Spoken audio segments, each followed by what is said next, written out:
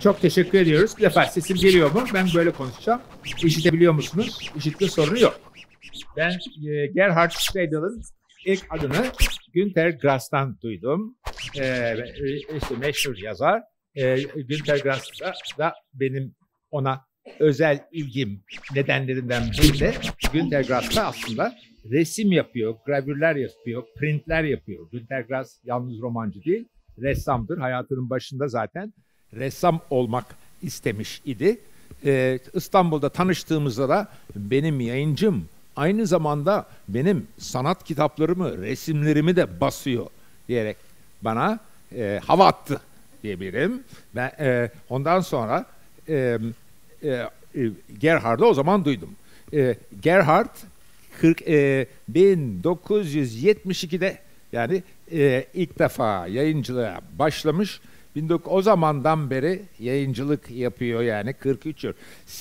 So you're doing publishing books for the last how many years have you been publishing books, Gerhard? 50. 50. And how many books have you printed up to now, published up to now? Yeah, when you count them all together, what is literature, visual books, non-fiction books, and so on, it is a library of approximately 8,000 books, and every year there are 40 to 50 books of literature, German literature, and 140 visual books for the world market. But you are essentially known as a photography. You're famous for that. Photography book publisher, but you also publish art books too, like Ed Russia, right? And maybe we'll talk about, this very famous photography book publisher. I knew about him. I used to see Steidl books in America, in Europe. So when someone said that Gerhard is coming to Istanbul, then that's how we met. Maybe you tell them how we met, Gerhard. Yeah.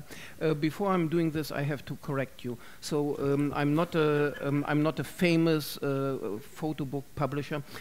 I'm a technician and a helping hand for the artist. So I'm existing because I have to release the artist's visions.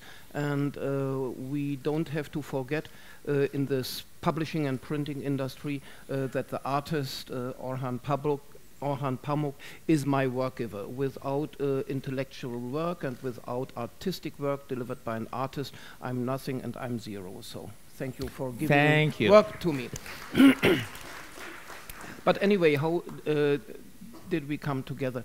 I think it was in December 2016. I had starting up a work for an art collector here in Istanbul, Ali Dinçkök, and we had in mind to make a publication. So I was for months coming always on a weekend, on a Saturday or Sunday, to discuss with Ali Dinçkök the structure of the book. And at the end we had in mind that it is really a kind of library, 9 books of visual matters in a box. And I said, you know, maybe I'll explain to them. Text. It needs a text. Yes, but maybe I'll explain. Ali Dinçkök vefat etti yakın zamanda. Onun çok büyük bir sanat koleksiyonu vardı. Onu Gerhard o koleksiyonu gösteren bir dizi kitap yayınlıyordu. Now we can continue. I explained a bit. Yeah. And so, of course, there could be an academic text, as always, but that might be very boring. And we had more something funny in mind. And I said, okay, let's try to find a writer, a novelist who is writing a text for the book, which has nothing to do with the subject of the collection, which is something totally different. I'll insert a little story here because maybe about, I'll tell this maybe in English, maybe you all understand English. One of the most popular questions I ask, sir, I've asked in the last 10 years, sir, would you please write an introduction to my book, to my exhibition catalog? And in fact, Jean-Paul Sartre was also asked this so many times that he once cracked a joke to Simone de Beauvoir, saying that in Petit Larousse there will be a Jean-Paul Sartre entry. It says, Jean-Paul Sartre, French introduction writer. So they got in touch with me for an introduction for Ali Dinçgök's collection of catalog, or sort of. Maybe you explain, I'm sorry. Mm-hmm. Yeah, it is the book we did for Ali Dinçgök, or the collection of books, is a kind of catalog raisonné. That means it is a view inside a private collection, and it is a private print. And just for fun, as I said, we had in mind that there should be a text. At a certain day, I had the duty to make an appointment with Orhan Pamuk at his house. So I moved over there, and let's say, to use Mr. Trump's words, the deal was made very easy and fast. We had an agreement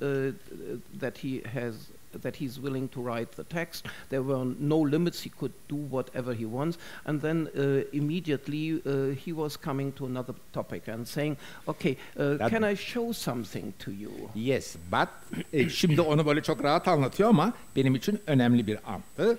Ben çocukluğumdan beri fotoğraf çekiyorum. Dijital fotoğraf çıkınca da tekrar yeni bir heyecanla dijital fotoğraf çekmeye büyük bir elle sarıldım.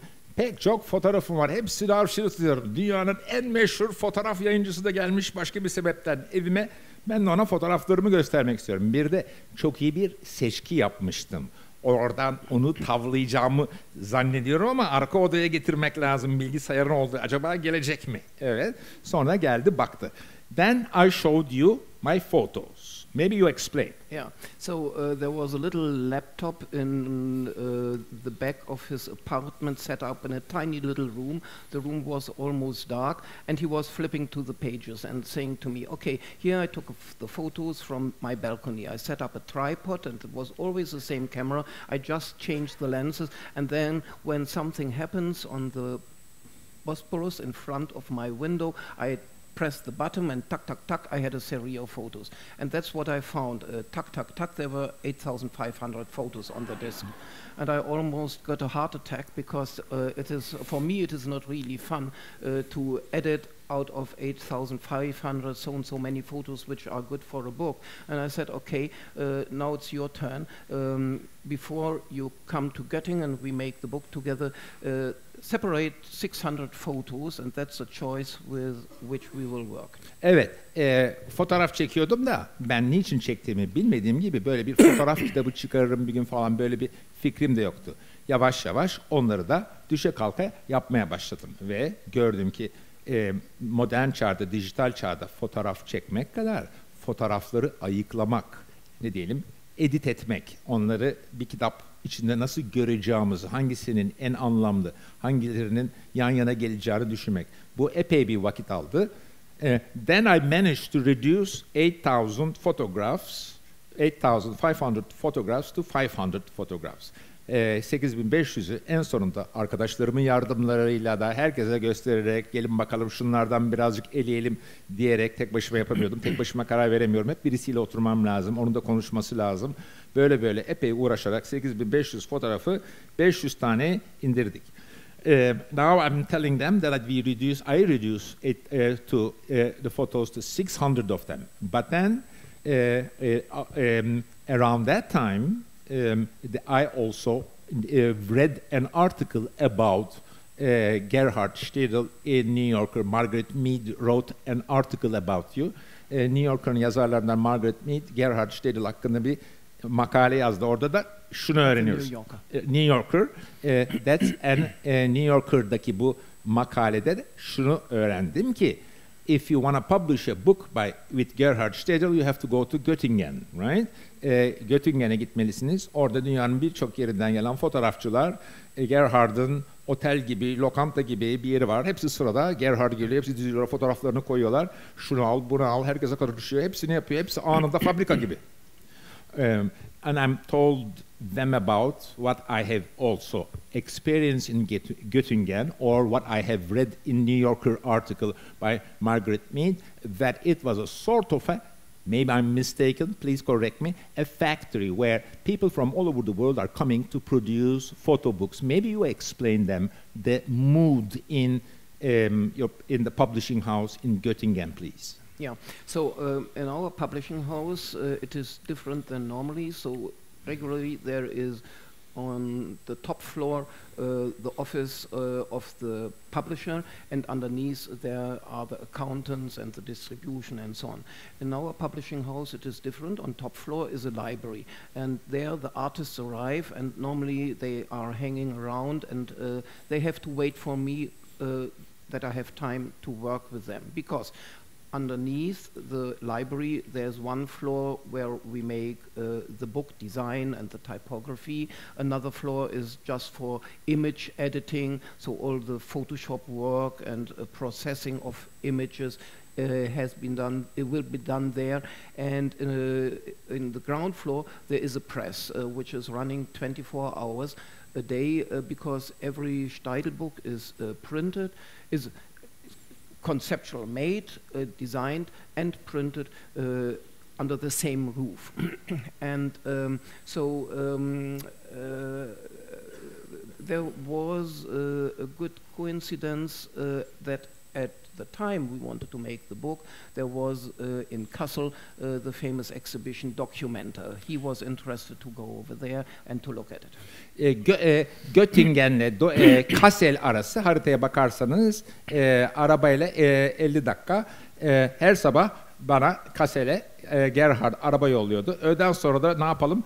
Dokümente öğleden sonra bakarım. Biz sabahları Gerhard'la kitap yapıyorduk. I told them that we used to work in the morning, Saturday, Sunday, to produce the book.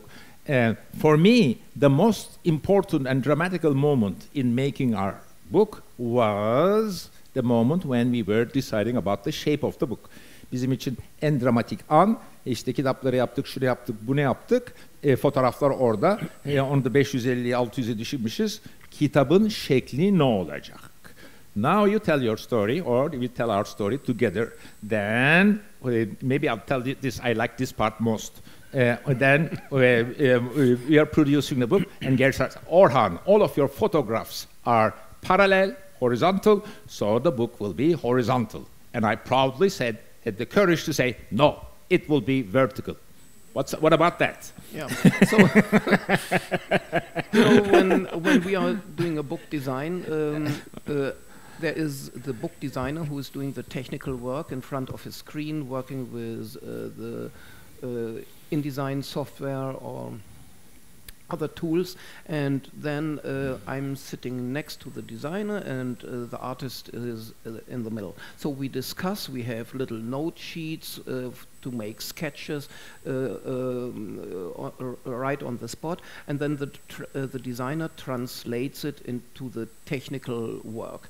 Maybe I'll tell them this. Now, we have 600 photos, but before that I made some groups, also some chronological line, but now we are with 600 photos we're going to put into a book, which is the hardest part or most interesting parts. Yeah, and so of course it was the best to start with a horizontal book, because all the photos had been horizontal. But at the end it was not the form it needs, because the photos are telling a story and they are arranged like comic strips, so there are multiple photos on one side. So of course his idea was much better to make an upright book than a horizontal book. And as I have, together with my designers, no ego at all, we have the saying, the best idea is the winner, so my idea has to go into the trash, and we are continuing with his one. Now that at the beginning I want to talk about this. Yes, evet, Gerhard Steidl'la çalışmanın zevki, sen öyle değil böyle deyince, niye? Benim egom var, öyle değil. Bakıyor, ha sahi diyor, tamam, diyor. I told them that the greatest thing, the greatest joy of working with you is you're always open to new ideas. You're always following new ideas. You always want to hear something different, and it's such a joy. And I have ideas. So. Yeah, you know, when I start making a book with an artist, I never have a fixed idea in mind. And I'm not preparing by myself. I have a kind of the night before the artist arrives, I have a kind of stage fever. So I see. I'm like a musician, who is afraid to go on stage with the artist. But in the moment the artist is there, it is a collective process, and we both have just in mind to create something which is interesting and good for us. So in the beginning it is just work we are doing for us, and then at the end we hope when the book is once ready and it goes into the world that there are others who are joining our enthusiasm and that they like the book and hopefully they will buy the book. Şimdi Gerhard, now I'm moving to more philosophical, more theoretical side of our book. Now that we have decided it will be a perpendicular book, we also thought about photography book. My argument was this, that, and Gerhard's also, that classical photography book is a continuation of classical artistic painting catalog book.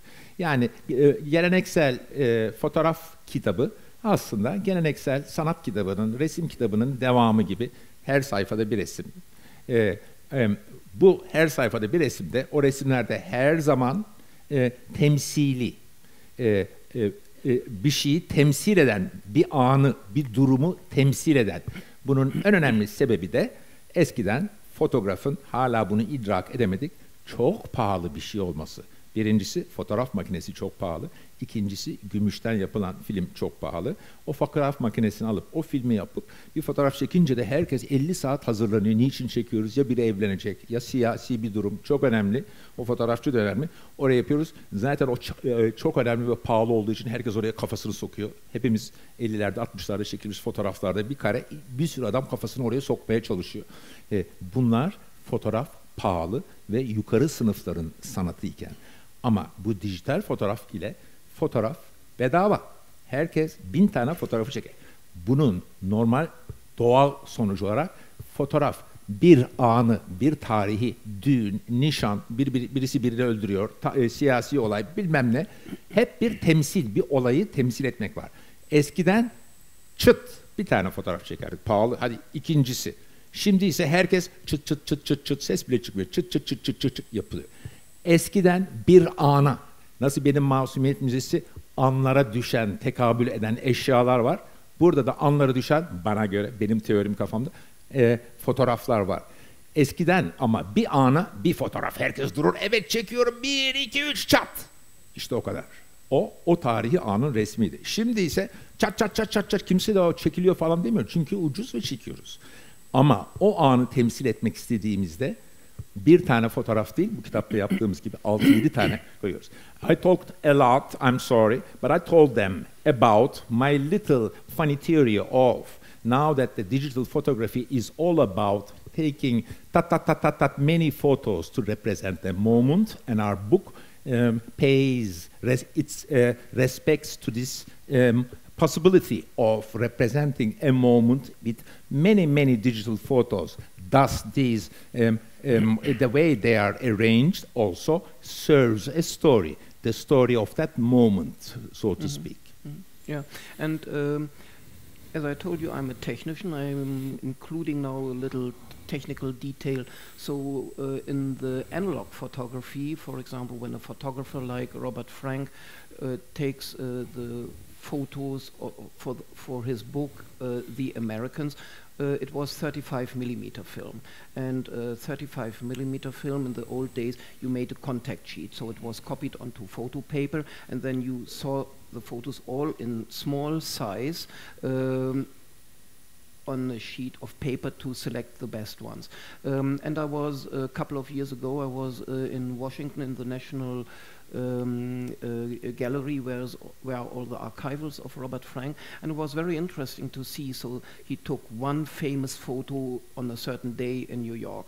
Then the next photo on the film is Chicago, a famous photo. So he was traveling to Chicago, and there was not one photo in between. It was New York, and the next one was Chicago. And so the next one was Los Angeles, and maybe there were 3 photos in Los Angeles, but not more. So the choice he has to make out of his travels, of course there were many photos, but at the end it was very easy, because there was not an edition of the same subject, so there was always something totally visually different.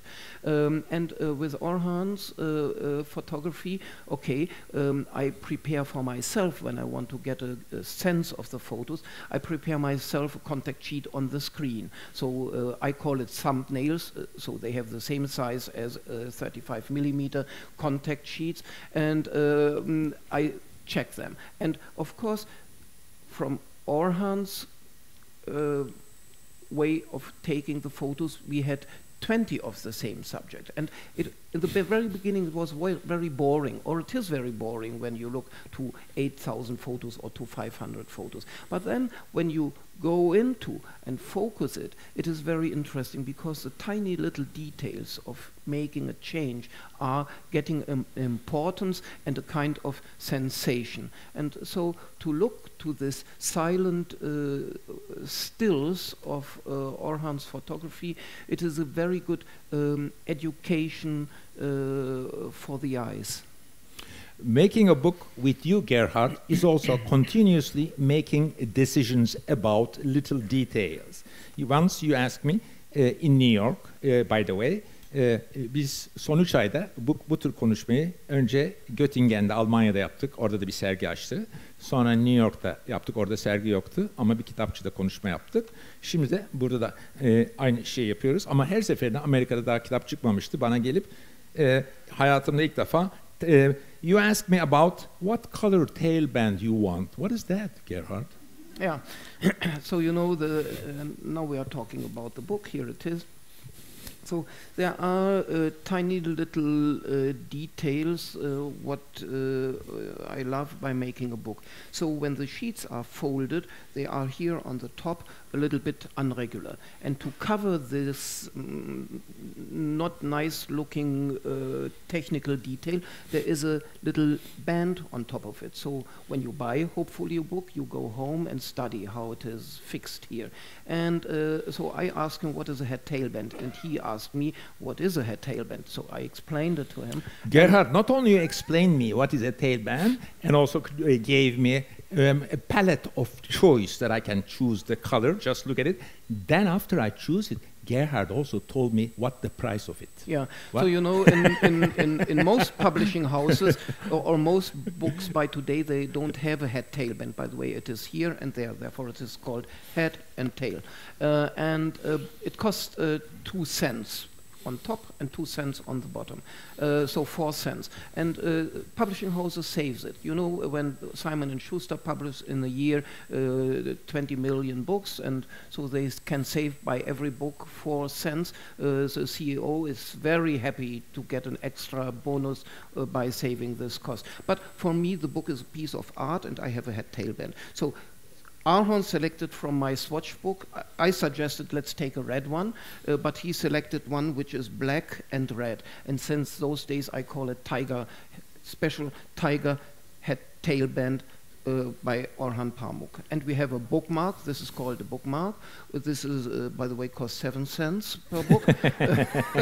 And so we were selecting these materials and also the paper. We did a test print on paper. I was selecting for him a photo paper, what is regularly used for visual books, and a very, let's say, simple paper, what normally makes it into fiction books and to novels.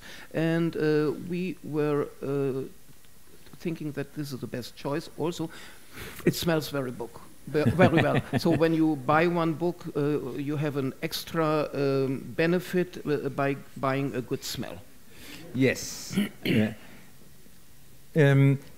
another, when you make all these decisions, it's like when I'm working with Gerhard, this is how I felt Gerhard. Gerhard'la çalışırken her zaman hani gidersiniz bir lokantaya, biraz pahalı bir yerde, adam der ki şarap nasıl olsun, şu mu, bu mu, bu mu, bu mu? Hiçbir şeyini bilmiyorum. İşte ver bir tane. Şimdi Gerhard da bir sürü soru soruyor. Şöyle mi kağıt yapalım, böyle mi kağıt yapalım, böyle mi kağıt yapalım? Ben o kadar ayrıntılı o konuyu bilmiyorum. Ama sürekli önüme seçenekler sürüp bunun böyle olursa nasıl olur, bu böyle olursa nasıl olur? I was talking about the fact that you were continuously giving me choices for the qualities, shape of the book. Maybe we ask them, maybe they ask some questions. At first, some photos. Oh. So, I have prepared a little choice of photos, as I hate digital presentations and digital slideshows. You will see analog photos. So, the book itself and the exhibition has a very simple concept.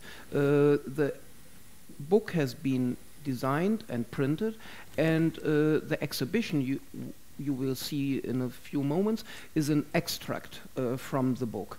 There is an upper floor. You have all the pages presented on a larger scale than in the book, and it doesn't matter where you start, just fall into a page. If it is page 14, 15 or page 68, 69, it doesn't matter. You will always find stories. And please look to details. The photos in the exhibition, they are not framed because he took the photos from his balcony. The camera was on a tripod, just changing the lens. And in most of the photos, there is a natural frame given by a mosque or by a minaret on the other side. So there was no use to have another frame around. The same here.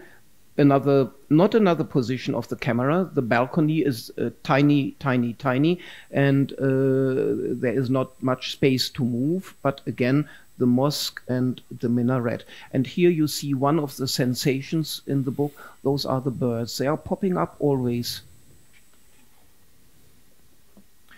Another sensation of the photography, the exhibition and the book is the water, the light, and the boats. And again, a frame by the minaret.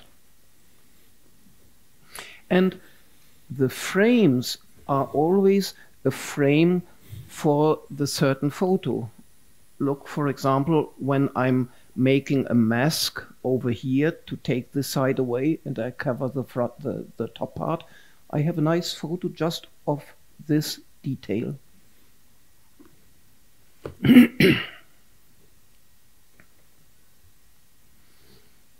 And it is amazing what you can just create when you have a knowledge about lenses and perspective. So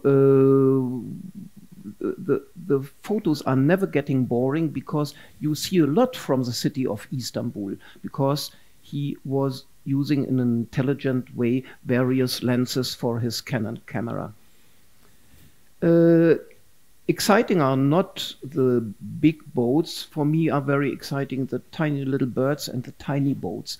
And in the book, what I'm not showing here, but in the book and at the exhibition, you will see really what he said in his academic part, that it is frozen time. Photography is frozen time. You see a boat moving, and the photo encapsulates the running time. And for me, the most exciting photos are the abstractions. I call it abstraction because here the photo is on a not very exciting part of the roof of the mosque, and the rest is unsharp. But it's an amazing photo with this little unsharp photo where you just have to guess that it is there. When you look carefully to the photos, you get a lot of inspiration because your eyes and your brain is trained to discover details. It is very rare, but there are some days in Istanbul where the light is bright and you see bright colors. But for me, the most exciting photos are those where it is dusty and foggy and grayish, and for this reason we had dimmed the light in the gallery to a very low level, and that in the hall I think it captures very well the atmosphere of Istanbul in the early morning or in the evening. Birds again, and the frame on the one side, the minaret,